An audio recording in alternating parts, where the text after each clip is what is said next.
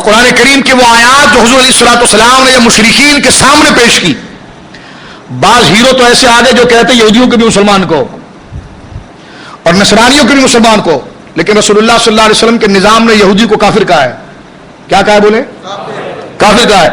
نصرانیوں کو کیا کہا ہے؟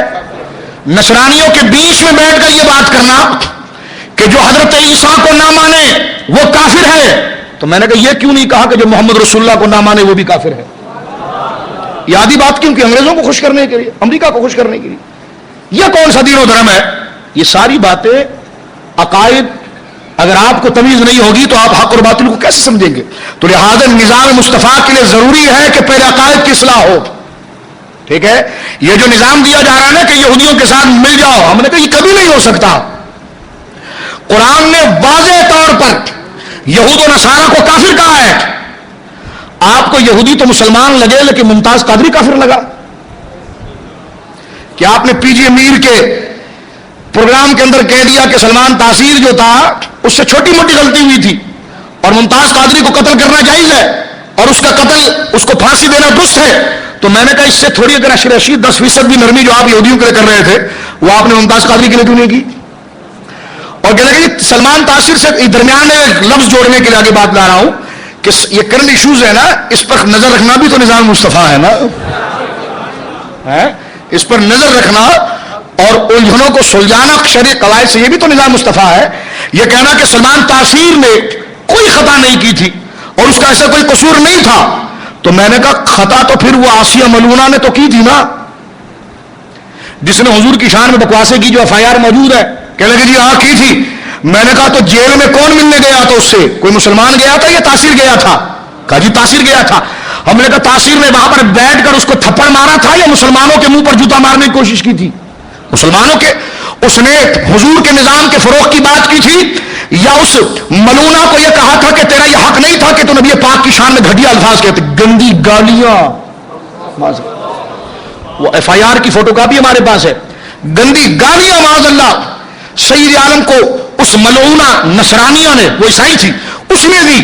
تو میں یہ کہنا چاہتا ہوں کہ سلمان تاثیر نے جا کر جس وقت آسیہ ملونہ کی تائید کی اور یہ کہا کہ میں اپنا پورا زور لگا کر اسے آزاد کرواؤں گا، یہ کوئی قصور نہیں ہے. ناموس رسالت کے قانون کو کالا قانون کہنا یہ کوئی قصور نہیں ہے. میں نے کہا حضرت آپ ہی تو ٹی وی پر بیٹھ کے کرسی پر اچھل کے کہتے تھے جو لوکی نہ کھائے اسے قتل کر دو، جو حضور کے کپڑے کو میلا کہے اسے قتل کر دو. آپ ہی تو یہ کہتے تھے جو حضور کی جوتے مبارک کو جوتیا کہے اسے قتل کر دو.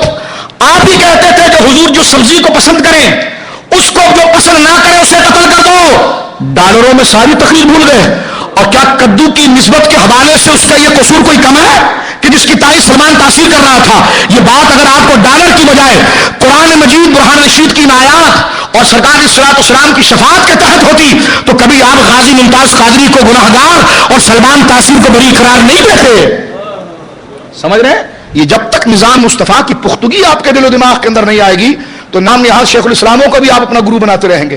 لیکن جب قرآن کی آیات اور قرآن کا یہ نظام جو شریعت مطہرہ نے دیا ہے یہ آپ کے سامنے آئے گا. اور اس وقت ہر مسلمان پر یہ چیلنج ہے کہ یہ اس وقت کھڑے ہو کر نظام مصطفیٰ کے لیے کیا کرتا ہے، اور اس کی بڑی ثبوت اہل سنت و جماعت کے لیے ممتاز قادری ہے. تو جمعے کے دن تیار ہو، جمعے کے لیے تیار ہو. آپ نے ہاتھ نہیں اٹھایا، آپ بھی اٹھا دیں ہاتھ، کوئی مسئلہ نہیں. تیار ہے؟ ہاں. علماء اہل سنت کی طرف سے اجماعی یہ قول ہے کہ جناب یہ کوئی توڑ پھوڑ اس پرامن ہڑتال ہے اور احتجاج کا یہ طریقہ ہے جو اس کو حقوق العباد کے خلاف کا ہے، وہ پاگل کا بچہ ہے. اس نے دین کو سمجھا نہیں، وہ زیادہ شانہ بن رہا ہے. اس کو دین پتہ ہی نہیں ہے، اس کو یہ پتہ ہی نہیں کہ حقوق العباد کا مقابلہ جب رسول اللہ کے ساتھ ہوگا تو کس چیز کا تحفظ ہوگا، اس کو پتہ ہی نہیں ہے. سمجھ رہے میری بات آپ؟ تو لہذا اپنے جوش و جذبے کو ناموس رسالت کے لیے محفوظ رکھے اور اس نے جو کام کیا وہ ناموس رسالت اور نظام مصطفی کے قرار کے لیے کیا ہے. اور میں آگے بات اس حوالے سے آپ کی خدمت درج کرنا چاہتا ہوں اور اسی پر میں اپنی گفتگو کو مکمل کروں گا.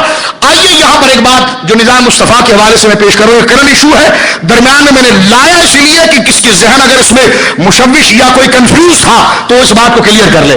آج دارالعلوم جدیہ میں الحمدللہ تمام اہل سنت کے علماء کا اجماعی طور پر مفتی منیب الرحمان صاحب سے لے کر عام مسجد کے خطیب تک کا پورا اجماعی یہ موقف رہا اور جمعۃ المبارک کی ہڑتال کی مکمل اہل سنت و جماعت نے قائل دی ہے. اب لہذا آپ کا اخلاقی ایمانی تقاضا یہ ہے کہ یہ ظلم ہو رہا ہے, غلط ہو رہا ہے. جب 20 کروڑ روپے لے کر اس انگریز کو جو دوہری قاتل ہے اس کو چھوڑا جا سکتا ہے تو حکومت مطالبہ کرے پیسوں کا, ہم اپنے بچوں کو بیچ کر پیسے انشاءاللہ ادا کریں گے اور ممتاز قادری کو چھوڑائیں گے. اگر پیسے کو دے کر جناب اگر ایک نصرانی چھوٹ سکتا ہے, ایک ملک میں آیا ہوا جاسوس چھوٹ سکتا ہے, تو ممتاز قادری نے جو کیا ہے وہ اس کی بدبختی اور اس کے فساد کی وجہ سے کیا ہے. میں آگے اس مسئلے کو اٹھاؤں گا, ابھی مختصراً جو وقت میرے پاس رہ گیا ہے کہ سردار